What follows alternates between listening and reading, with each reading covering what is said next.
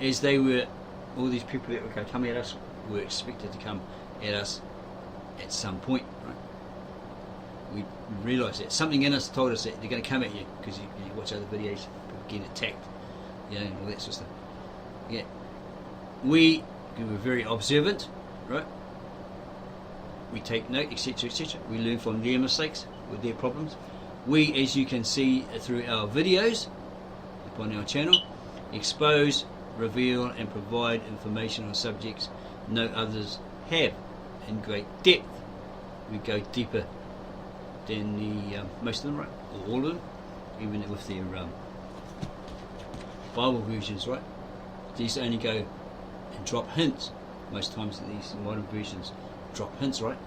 These good news, whatever. They drop hints, as in the rapture. Doesn't actually say the word rapture in there, right? So what we do is we go deeper. Look at this Aramaic translators down the website that we revived.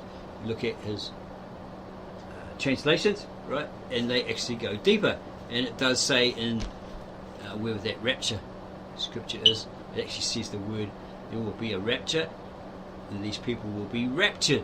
Okay? Because what he's doing is he's translating from the original language, and he's coming to the nearest English equivalent, right? We don't know what the word is in the Aramaic for rapture, but that's what he's come out in English. That's the nearest English equivalent, right? And in accordance with what those original hidden and preserved Galilean Aramaic scriptures are actually implying. Okay? So there is a rapture. We've done a video on that. Rapture is biblical. Okay. Okay. So what we put here is they think, or these people they're talking about think, yet we, the ministry of the real truth, expose them as incorrect, as an incorrect way, right? Or method, path of the way. Talking about Christ in the way, right? As he did say, he's the way, the life, etc. He's the way. He's the path back to God. We live it, so we know it. We know it because we are living it. Okay? And here's the quote, as best as we can remember it, from self-help motivated Jim Rohn. Those who know it, live it. Those who live it, know it. So you've got to be living it to know it. Okay? And then we put their comment down here. Even non-denominational churches believe that this or that may not be listed on their website under beliefs or creeds. Okay, fair enough. The other religions, this relates to the other religions, right? We put a note here, a reply here. We state via an introductory opening statement on nearly every video. We don't really want to hear 15 minutes of the same thing every time, do you? Right? So sometimes we edit, sometimes we don't. We state, because some people say, oh, get to the point, yeah, too long, you know, you're not speaking loud enough, all this crap, right? Okay? We're on Linux, and Linux is pretty limited. We've got equipment that's pretty limited, so we need you people to donate so we can get a new premises and get all the fancy equipment like PewDiePie has, Mesh Yourself and all of them, right? And then buy or bribe subscribers, all that sort of stuff. Okay, so we're just basic at the moment, right? So sometimes our sound amplifier, whatever goes out, our surround sound, all that, you know, causes us problems. The devil poking it, whatever you believe, right? Yeah. Okay. So that's what we say, that's what we've read. That's what we believe. If you know it, you're living it. If you're living it, you're knowing it, right? Okay. Even what's that guy? He crapped on the Negro people. Ray Higgins. He was a pastor for 30 years, and then he went Kemet, and then he dobbed in these black people or something, and they didn't like him anymore. But even that guy says, you know, like it's enough. It's okay to have faith and all that sort of stuff and to believe, but you really need to know. Okay, it's better to know than just simply believe. So you got to do your research, etc., and come to that point where you know that Christ existed, that Christ was a sacrificial lamb, that He's real, all that sort of stuff. You know, and no one can waver you, right? Or shake you off your foundations, because you're set in that concrete of knowing, right? Okay, people can go, oh, you're this, you're that, all this sort of crap. They just like, if you're self-confident, like Bruce Lee said, This guy over here. If you've got self-confidence, it's like water on a duck's back. It just you get splashed with it, but it won't really affect you, right? You know, you're so confident you just shake it off, right, and carry on, right? That sort of attitude. Okay. So as we said, we state via an introductory opening statement on nearly every video on our channel, our policy, creed, etc., to remind people what we are really or truly about, and that we're living it day to day, 24/7, 365. We also have created websites with our policy, chivalry statements on it that we can record, right, and more, Wix, through Wix, etc., because it's all free. Okay. We did have a domain name and all that sort of stuff, different websites, right? So we can bear the name and say, so we can truly bear the name and say, we are the ministry of the real truth, and we bring you all the whole truth and nothing but that truth, or only that truth, without the hype, fluff and baloney others are, right? And are the only ministry online doing that for the people who really deserve to have and know the real truth. They want to know the real truth, what the scriptures actually say, okay? Because they know they're being duped, they're being suckered. It doesn't, you know, what they're being told isn't what is, you know, what they're reading, and they want an explanation. Why does it say this? Why, you know, etc. What's this? What's this? Okay, so we provide them with that truth, right? The real truth, what it actually says from this original ancient manuscripts of the OT and the NT, right? Because we are utterly sick and tired of the baloney sold us as the truth. We're sick and tired of the deceit and the trickery we have experienced. We've personally experienced it, as you mentioned earlier, through the Christian churches and rabbis, preachers, evangelists, theologians, the so-called experts, Christians and imams, cults, small US movements, Hebrew Israelites, etc. Again, we are sick of all the horse poop, not only in religious circles, but also in the other fields or genres. We still see them as human beings, as human, yeah, at the end of the day. It's just that doctrines and dogmas that are put across, claiming them to be established fact, the truth, evident, all that sort of stuff, when they're not. Even like in your forewords of your Americanized Bible versions, it says this committee got together and they translated from the original Hebrew, Aramaic and Greek. How the heck could they, if those were dead, long dead languages? They must have had to use their formula, like the Aramaic translator, Victor Alexander, to revive those old dead languages, because they're old and dead. Nobody speaks them, nobody uses them anymore. So everybody has modern vernaculars, right? We realise this again when talking to James D. Francisco, a comment, right? We realise that he's got doctorates or two PhDs in the Aramaic and the Hebrew, not the original, right? Because he said Nishana Surah prayer or some other different meaning, right? Which is obviously in Syriac. So we realise, yeah, he's a professor, a professional expert in the modern Aramaic or the Syriac, the modern Hebrew, probably the Israeli Hebrew, right? Not the ancient, the original ancient dead Ktav Avri or Ktav Avri, the ancient Aramaic or ancient Hebrew. Okay. So, here's a quote. This is what you can do to be called a true leader: know the truth, love the truth, speak the truth, and repeat the cycle over and over and over again. Right? Over again and again. Okay, we have in our email come across certain Noah's medium psychics, and they're trying to say something, and they're saying, okay, what's your date of birth, all that stuff. So we played around with that, right, to see what we come of it. And she says, you created, you're brought into this world to do this certain thing, only you can do it. You have to do it, but something's stopping you, etc., etc. 7 or 8 of them are saying exactly the same thing, right? They're either it's all computer generated or they're associated, right? But they say, oh no, it's not computer generated, right? We actually can personally write out your future and all that sort of stuff, right? But we know they all want money, right? They got to live, they got to eat, pay their bills, right? Fair enough, but we're aware of that, right? But it just seems weird how they're saying that you created to do something in the world. Only you can do it. It's your purpose. It's your destiny. Whatever. You should be out there going to do it. And then the catch as well. If you sign up with us and pay $39.95 every month, we'll reveal your secrets and all that sort of crap, right? Yeah, so we are wary of those. We just played around with it to see what would happen. Right? But the funny thing was, I went to a local supermarket one day. I went to it to do shopping and get the food, whatever, stock up, whatever. And I met this guy. I'm a Maori from New Zealand, right? Half caste or whatever. And this guy was a Maori. He's an older guy, right? He was sitting there, and he wanted to talk to me. He says, "Oh, I've got to go to the shopping first, bro. I'll come back. Stay there. If you're still sitting there, I'll talk to you."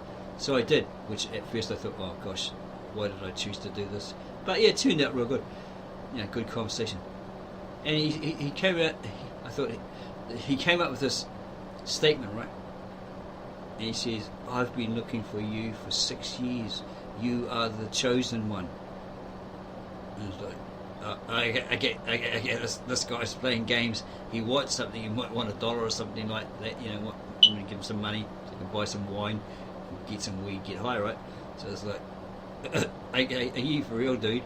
But I was telling him about the Aramaic scriptures. So this is where I realised maybe he's after something, right? Telling him about all these Aramaic scriptures and what I found, whatever, right? So in reality, if I'm that chosen one, then he should be agreeing to what I'm saying, right? But he's trying to put across to me the Americanized modern Bible versions, right? And all that Western Christianity, all that false translations, bad translations from what most people learn when they go to churches, right? So I was questioning him in my mind like that, and then we just carried on talking, right? And the next time I saw him, I avoided him because I was just too damn busy. Really, I had a daughter at home that was sick. At home here was sick, so I had to get back, right? Yeah, but yeah, that's what he said. You are the chosen one. What's this guy up to? Want some coin or something? But it's just kind of weird how someone says that. Like, I've got an uncle here that's my mother's cousin, right? Distant uncle. So he's a top church leader here in New Zealand, Destiny Church. Uncle Brian Tamaki, right? And he's not liked because he's like very outright, like he speaks his mind or whatever. He says like these things about this group and that group and all that sort of stuff. He wants to be the mayor of Auckland, New Zealand, right? And then he'll probably enforce Sunday church and all this sort of stuff. But he's after money to get back on Daystar or like TV. Yeah, those evangelising shows. Put a ministry on there on Sundays. All that sort of stuff. He's doing all these different adventures. Apparently he's a billionaire, but the power behind him is actually his wife, Hannah. Right? Yeah, she's the power behind him. Set him straight. A guy did a biography on him and he was like quite upset because he didn't ask him. He just wrote from what he knew or whatever, right? Yeah, because he might have got some coin from it, right? All that sort of stuff. Yeah, so we have a long line in our what we call genealogy, or what we call whakapapa, right, in the Maori language. Sorry about that out there, bros. Got it wrong there. Yeah, whakapapa. It's a long line of genealogy, ancestry, whatever. And we have my mother. She has a great aunt or something like that.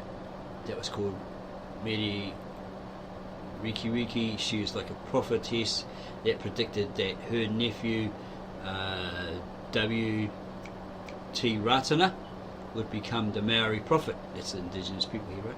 That he would rise and become the Maori prophet, but he was doing his own thing. He didn't want to be no prophet, but eventually, he was persuaded to, and he started this church called the Ratana Church, right? So we've got a long line of these chiefs in their genealogy, and a few of these people that are supposed to be religious prophets and all that sort of stuff, and then this W.T. Ratana guy and this other guy and this Brian Tamaki, right? So I was thinking, well, yeah, okay, I'm destined to do this sort of thing. It's been passed down through that genealogy, maybe, right? But it might jump a couple of people if God feels, well, they're not playing the game right. So we'll jump to the next one in the generation. Maybe he'll pick it up and do it right.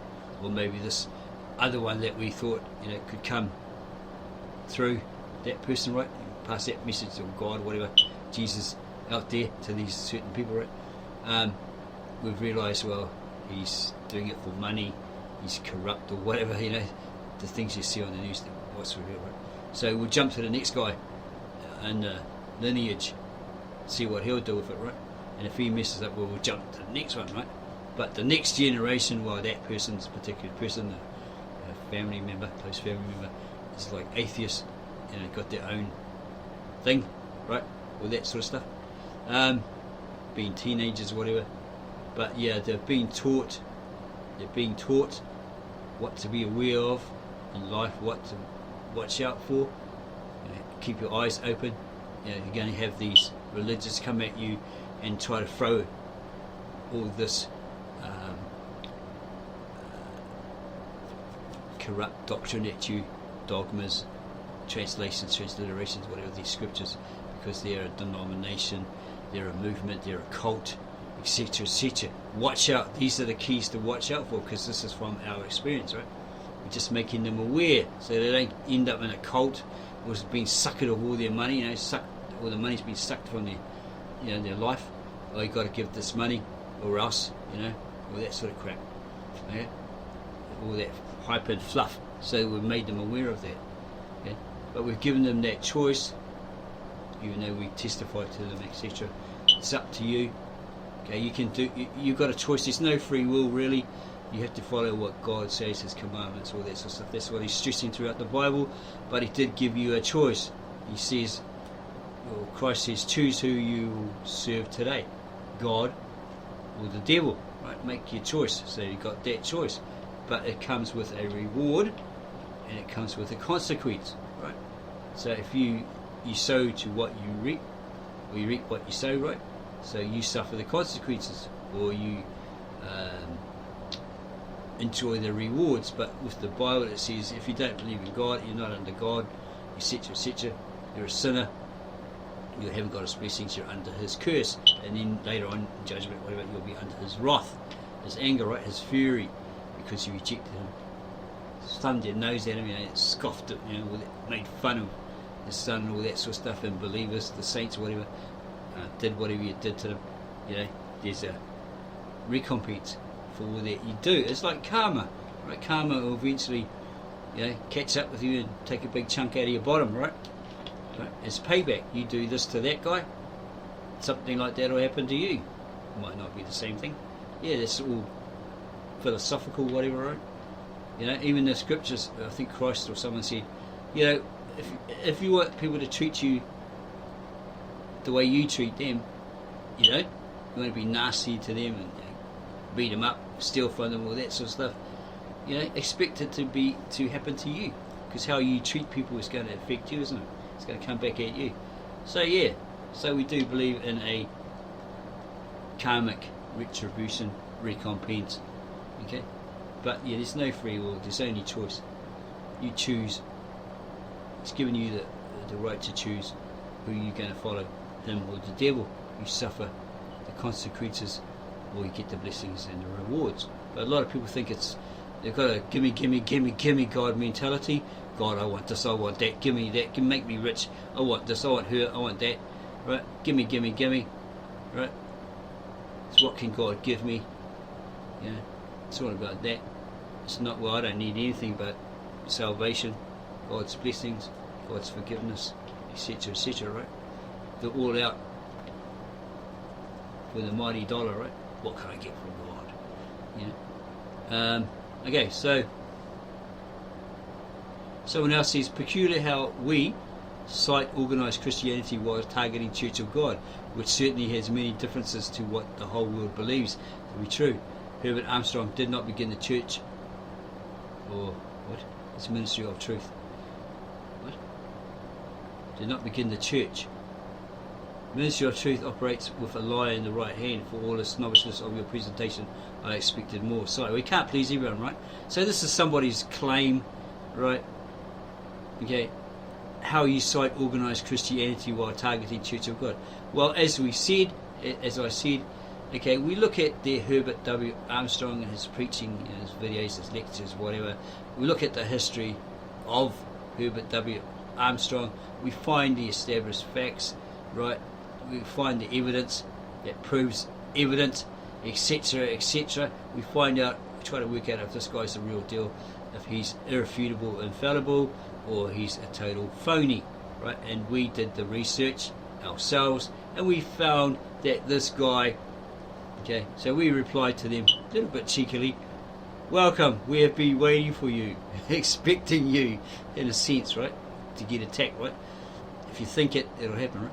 We are not a lie if the source itself, we're providing it from the source, so then the source would be the liar, right? The translator. Perhaps we are merely ill-informed due to the source of that info in regards to Herbert W. Armstrong and the United Church of God, right? And we state, as we always state, honesty is our best policy, and we strive to honour that motto. Peculiar how you, this is the retort at us, peculiar how you, or the comment, peculiar how you cite organised Christianity while targeting Church of God, which certainly has so many differences to what the whole of the world believes to be Christianity. We just explained that, right? If they're telling a load of phooey, we expose them for it. That's what we're all about, right? But we're not like doing it because we hate them or anything like that. It's just, we're sick of the horse poop being told us and sold us by these different denominations, church leaders, church experts, all this sort of stuff. So we put here, there are no targets, they just happen to be one we came across at that particular time,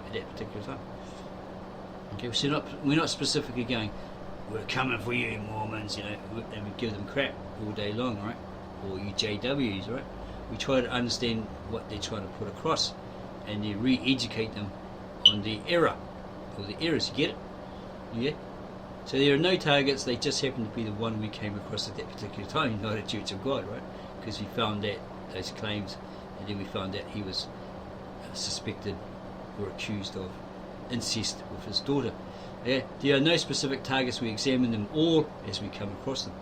Okay, there's some out there we still haven't come across yet, but we will reveal them, right?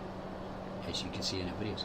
We even praise some of them where it's apparent, when others have poo-pooed them on the basis of being the competition or the opposition. Yeah? Going to knock them down, right? Defame them. And pray tell what are their differences if they also teach false transliterations as a truth. United Church of God, right? What is true Christianity if it isn't exactly the same as what the original true church, or near exact, the true Church of God, the original Apostolic Orthodox Church of the East, founded by the original disciple Thomas, sticking to all the disciples did, what they taught them, right? Traditionally, customarily, ritually, whatever, right?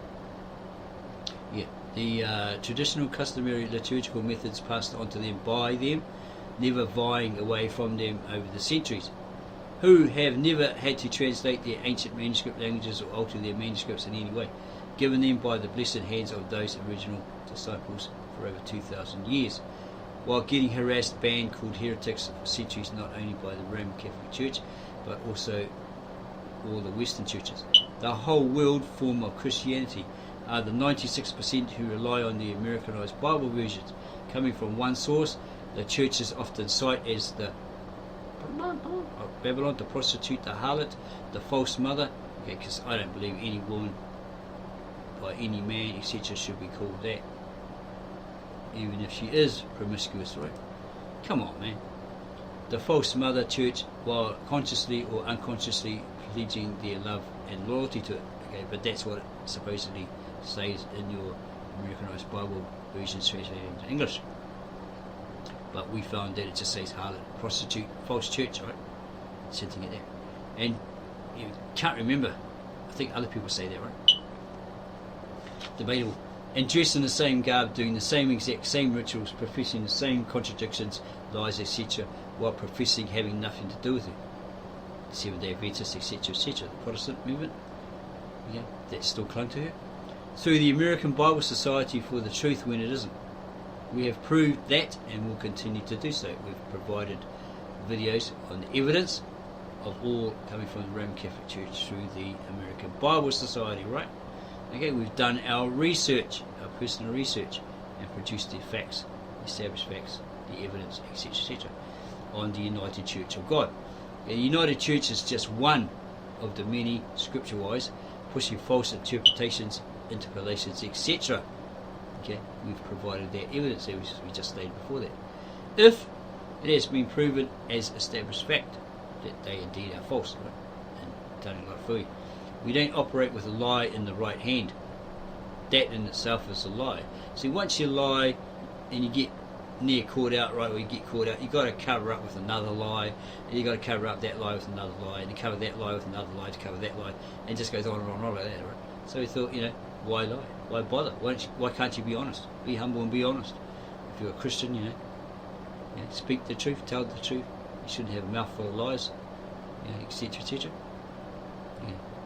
Please try to find the real truth lies in your denominational organised religion, if of one. Search your denomination or your church organisation, your organised religion, to see if the real truth actually lies within it. If you belong to it, you're affiliated to one, right? It's quite hard to do, because they're telling you this is the way it is. Even if it proves to be a lie, believe it anyway. Garbage like that, right? They're telling you this is how it is. Who are you to question it? We are the appointed men of God. We know it all. You don't know nothing. You're alert like a babe. You're on milk. Right? We're eating the meat, the hard stuff. We know it all. Sit down, fool. Don't you dare question us. All that sort of stuff. Or else there'll be repercussions, right? So please try to find the real truth lies in your denomination. Try to find the real truth lies in your denomination or organised religion, if you're part of one, right? Because it might be the real truth, but they're lying, right? It's very hard to do. We can justly pick holes in most of them. Justly, it's what do you call it? It's not so much criticising. That's destructive criticising, right? We are all about constructive criticism. Notice the difference of that one. We try to help them, try to re-educate the errors of their ways. We're not going, you are Satan, you speak Satan, you look like Satan, you smell like Satan, all that sort of rubbish, right? And giving them 20,000 quotes we don't know, we can't explain, we can't that sort of thing, quote by rote. United Church of God, we believe in observing the New Testament Passover on the night of the 14th of Abib. It's probably April. This is probably the 14th would be the preparation day. The Sabbath would be on the 15th, according to the biblical scriptures, the originals. When they're wandering around in the desert and they complain to God, the house of Israel, wine, wine, wine. We've got no water, we've got no food. You left us here to die, to starve to death. And He gives them the manna from heaven, etc., etc. And He tells them you can collect it on the 14th, but you can't get it on the 15th because that's a high Sabbath. If you do that, you'll be punished or you'll die, right? The night of the 14th of Abib, the anniversary of the death of our Saviour. Passover takes place at twilight as the 14th of Abib begins. Unleavened bread begins 24 hours later on in the 15th of Abib. Passover is a preparation day. So it's a preparation day before the actual Sabbath. Sounds great, but we have found through personal research, which was determined via your everyday Gregorian calendar, reliance, observance, that all is concluded to be every Saturday of every month according to your particular church, which I'm guessing might be the United Church of God, right? Or other churches, denominations. Say, the Lord's Day is Sunday, should be at church on Sunday, etc., etc. Seventh-day Adventists and the other church denominations fight between each other. No, the true day of worship is the Saturday, the Sabbath, according to the Gregorian calendar. The other churches, denominations say, no, you're wrong, you're full of it. It's the Sunday. Bickering, fight, punch up, whatever, right? Calling each other the devil, when they're all relying on their Roman Catholic Gregorian calendar to determine their Sabbaths. We have looked at a certain website to verify that we're a member of it.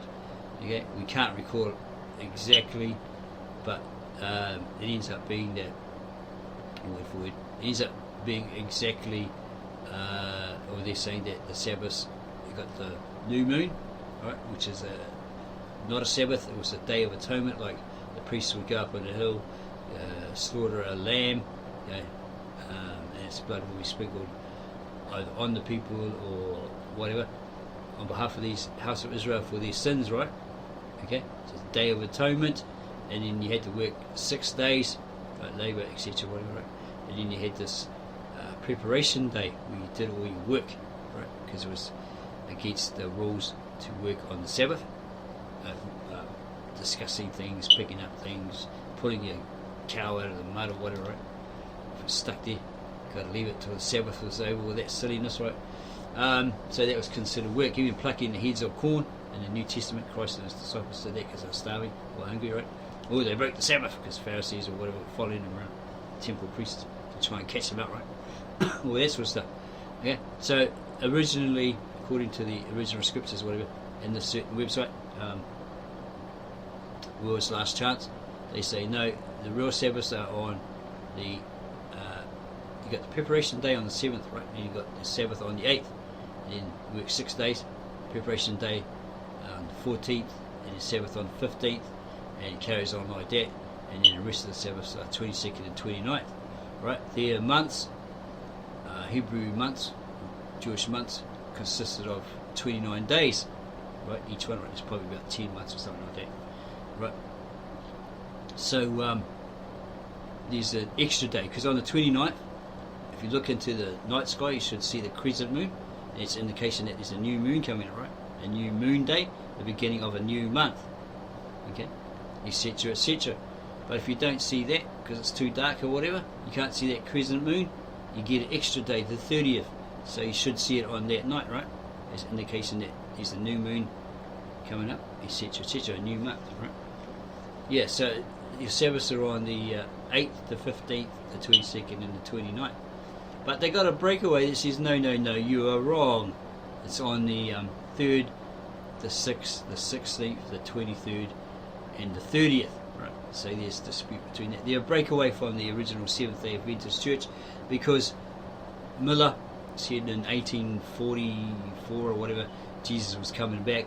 And they all sat out there looking up in the night sky, and he didn't come back, alright? So they were disappointed. So these guys broke away, no longer Millerites. They're all LNG whites, or whites, or whatever, right? But they all clung to her. In your books, the Desire of Ages, and all that sort of stuff. There you go. But yeah, they said the Sabbaths, there was a breach, right? Somebody took it upon themselves, the little horn or whatever, Epiphanes maybe, to when he invaded the Jewish temple, right? Burnt everybody in there, etc., like that, destroyed it, put his Roman banner up there, the eagle, right, etc., and nobody could remove it, all that sort of stuff, the abomination, whatever. He changed those Sabbaths to the Sunday, okay? Maybe Constantine did, because they believed in the venerable day of the sun, S-U-N, right? Sunday, Sol Invictus, or Mithra, because that's what Constantine was. He was a liar. You see, he had a vision and all that, and he's supposed to put this, whatever the name of this sign that he saw in the heavens. And Jesus spoke to him and said, put this on your shields and your clothing, and you will win. By this, through this you will conquer. So he wins this battle on this bridge against a foe, right? He defeats him because he had superior numbers, right? But he says, because of that I can conquer. Then he went around the world, different countries, like his armies trying to establish that Roman state form of Christianity, which he was merging with paganism, Mithra. So go have a look at Simcha Jobovich's video, right, of him and a lady in Italy or Rome or whatever. Yeah, Rome, Italy. He's up on this elevating crane thing, right? And they're looking at this Arch of Triumph, and they say, where's the supposed symbol that he saw in a vision? He's supposed to put it on the crosses. Do you think it would be on the shields and clothing, right? So do you think on this artwork, this architecture depicting it, that it should be on there? Well, we can't see it, it's not there. And then apparently his face was scratched out or chipped out, and he had these other 4 pagan gods on there, right? There was no Christ on there and all that sort of stuff. And they looked into the history, and he considered himself a god. That he was like Apollo, but he was higher than Apollo. that triumph, Arch of Triumph. Apparently he made this big ass statue and everyone had to like worship it or whatever. Then on top of this arch or something, there was a horse chariot with him as Apollo, all this sort of crap, right? So he was, and all this sort of stuff. But you could look through the arch and you could see the statue and all this sort of stuff, and the sun used to shine through it or something like that, right? And hit the people, all this sort of stuff. So go watch that Simcha Jovovich, that's the name, timeline history thing. Yeah, because he's a Dutch Jew or something. So he really goes deep into it, right? Yeah. So yeah, it verifies that Constantine was a pagan, right? He was a convert to the Roman state Christianity, former Christianity, but he was mixing paganism. Mithra, the goddess Diana, because apparently he said he had another vision, right, to his fellow Dianists, right, Dianists, that she said this and she said that. Right? That's you have to go do your research on that. Don't trust us on that. But yeah, go have a look at that Jovovich video. He's pretty onto it. There you go. And also he did a quest for the lost tribes of the Jews, the 10 lost tribes, and he found them. So he got these Hebrew Israelites out there. It's nothing personal. It's just what we're just revealing what error you guys have, okay, in your belief system. That the Hebrew Israelites got some error there, right? 12 tribes flag and all that sort of stuff. Latinos, Spanish or Latinos, Africans, whatever, Pacific Islanders down here in New Zealand. They're all part of that 12 tribe of Israel thing. It's all a load of rubbish. Because this Jovovich guy went across these different areas, India, China, etc. It shows the Ethiopians actually walking into Israel, right? Because they're being verified as the original Jews. Okay, so they're walking in, and he goes to India and he finds this group of people, these Indians, that are doing all these old traditional Jewish things, right? Because he's got a Jew from Israel following him around. He goes, "How the heck did you know that stuff? We never taught you. We never reeled into you. How do you know that? Oh, we're doing it for thousands of years, right? It's just we do it naturally, right?" And he got all the coverings, clothing, whatever, with the tassels and all that on it. Okay, so he goes, "Well, you know all that stuff. Maybe the Asian lot, they were making matzah, that bread, unleavened bread for the Sabbath or the Passover, or whatever." Okay, and this guy was like, "How the heck did you know to do all that? We never dropped a hint, right? We never taught you on camera, right?" And he says, "Oh, we've been doing it for thousands of years. It's customary." He goes, "Well, you must be truly of the Jewish tribes, right?" And all that sort of stuff. But this Jovovich said, "Watch out for these Asian ones because they're militants. They got an army, they got guns and everything, right? So everything goes down, they're ready to fight." He says because they could go back to Israel, get trigger happy, and start some sort of Armageddon there, right? All that sort of stuff.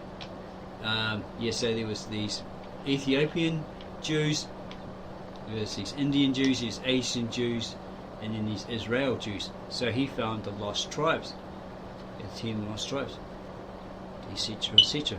So yeah, these little cults that are saying, "Oh, the 12 tribes of Israel flag, la la la la," it's all rubbish.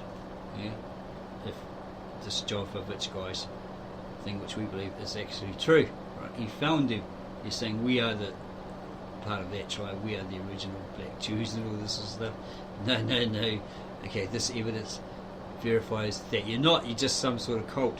We understand you are trying to find your African or your suppressed history. Yeah. So yeah, we're not totally Haiti of you, right? We're not even Haiti of you. And you're still human beings at the end of the day. See how the ministry of the real truth is? Okay, I'm looking at you and I'm telling you, attesting to you that this is all truth. Okay, that we're not lying here, we're not trying to put a fluff over your eyes. If you want to be extra nasty and whatever, we could meet up if you're in my country, New Zealand, and we can go. Okay, we're not an associate of this particular religion or this movement, right? It's just that when I was in it like years ago, okay, we went onto an e-meter because I didn't have breakfast or something, and I was not studying thing, whatever their policies or whatever, mucking around. And the certain guy Ray that used to stay across from us, great guy. He, I think he might be Jewish. He looks like that Liev Schreiber of those movies. I think that's his name. Those sort of like president gets attacked movies, all that sort of stuff. Yeah, he's a great actor. Well, he looks like that guy, but shorter, right? So we think he might be Jewish. He picked up on it, right? And she's like, "Did you have any breakfast today?" And I was like, "Yeah, lying through my teeth, right?" So he says, "I don't think so." Because he's trained, through the policies, how to detect it. So he puts me on this e-meter with this guy Gary. I used to know his mother because she was in a boarding or whatever. Right? Betty Walk here, nice lady, hard but lovely lady, right? That worked that one out. Yeah, that was his son, and he was on it, right? And they're highly trained on this e-meter. He's got this thing like that, right? Like those radio ones, right? And you hold onto these cans and all this stuff, and they ask you these certain questions, and it goes back and forth. And because they're highly trained, they know exactly what to look for and all that sort of stuff. So they try to lie through your teeth, but you can't fool it. Whereas the police lie detector, you can. You can lower your heartbeat, all that sort of stuff. But this one, no matter how much I tried, I couldn't defeat it. So if you want to get technical there and say you're a liar and all this sort of stuff, well, if you're in New Zealand, we can meet up. We can go to this Scientology place. Okay, we know where it is, and jump on. And probably have to pay a fee or whatever. But jump on this e-meter and see which one of us is a liar. I guarantee it won't be us. Okay, we can have the notes of exactly what we're saying, and it'll come up that we are telling the truth. Okay, because that thing you can't fool. But no, we're not associated with them anymore because we found out that you get free courses. You're on a 5-year contract. If you break it, all those free courses that are like from $50 to $3,000 or whatever, you got to pay it back, right? You're in debt. You're considered an enemy of Scientology, right? Ooh, Scientology, right? Until you pay it back. I had a debt because this lady got narked on or pimped on by one of the students in the class. Because there's a policy you can't do weed, right? So this poor lady who's been there 15 or 20 years got kicked off the staff. She had to pay all that money back. I thought, oh my gosh, I'm standing there listening to this. So she had to leave. She was our tutor, right? Staff member, right? And I was like, oh my gosh, this stupid twat pimped on her, right? Because I was sitting right next to her studying. I thought, what the hell, you just knocked on the tutor, bro? Couldn't shut her mouth because she was a weeder, right? She said, oh, I didn't see if you want it. So one of the policies of L. Ron Hubbard is if you're on weed, you can't undergo this treatment because you're all over the place in fantasy land, and it's a no-no, right? Go out there and ask a Scientologist if that policy is right, see? And you'll find that we aren't lying, okay? We were in there for a year, we found out she's getting booted, got to pay back all that. We thought, oh, geez, if she did that course and that course and that course, ooh, 10 grand, 5 grand, 30 grand, 50 grand. Oh my gosh, she's stuffed, whatever like that. So we thought, well, we get the hell out of this thing. But we did, felt guilty. So, as you do, you start paying off the debt. And this lady that stayed across the road from us, jeez, I forgot her name, nice lady.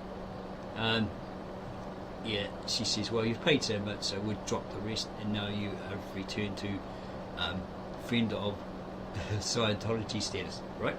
Okay, so that was all good. Jeez, I forgot your name. Damn. Anyway, she might see this video one day and go, oh yeah, I remember you. We stayed across the road from you at school there. Yeah, I remember you. Yeah, and she had a husband. He was part of the human rights department. Oh, jeez, I can't remember his name.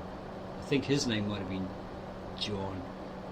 I'm not sure. But they had Ray staying with him. They had like a little son, whatever, across the road from us. Then they moved out. I don't think her name was Lorraine, but it had an L. Yeah, I can't remember. It was about 20 years ago, right? So yeah, if you want to get all technical and accuse us of being liars and you're in New Zealand, let's go to the Scientology Centre, jump on the e-meter and find out who the liar is. We'll go through all of this, right? Our policy, our creed, whatever, and we'll come up racist. They'll say, no, these guys are telling the truth. This guy's telling the truth. Yeah, that's one way to prove it, right? We were going to incorporate it in the congregation thing, because sometimes people are Judases. It was just a method, to find out who's hoodwinking you, especially if they steal something from you, like large sums of money and stuff. Put them on that, right? Just give these fellas a little donation, nothing wrong with that. Just don't be affiliated with them, because you know the history of them, Tom Cruise and all that, and is that Leah Remini coming out, a guy going to the Operating Thetan, which is actually borrowed from an occult, because Ron Hubbard's friend was an occultist, and then Ron Hubbard stole his wife, apparently, or his girlfriend, whatever she was, tried to marry her and all this sort of stuff, and he borrowed that OT, or Operating Thetan, from that. Okay, so you've got to go up to a certain level. You go up this scale, these steps, right? You got to pay the money, of course, bit by bit by bit by bit, till you get to Operating Thetan number 6 or 7, right? And this guy said he got to there, and Ron Hubbard himself says, "Oh, come and have a look at the secret teachings." So he went into this room, and he opened his suitcase, and there's all this science fiction crap, what it was, novels and all this, or Xanadu, all this sort of stuff. And this guy goes, "What the hell is that? Bleep bleep bleep bleep bleep. What's this bleep bleep bleep?" Right? And I think he spoke about it on Joe Rogan's show. Joe Rogan Experience. Yeah, Leah Remini was on there as well. We actually got family members that are called Remini, but we don't know if she's actually related. She won't be our American cousin.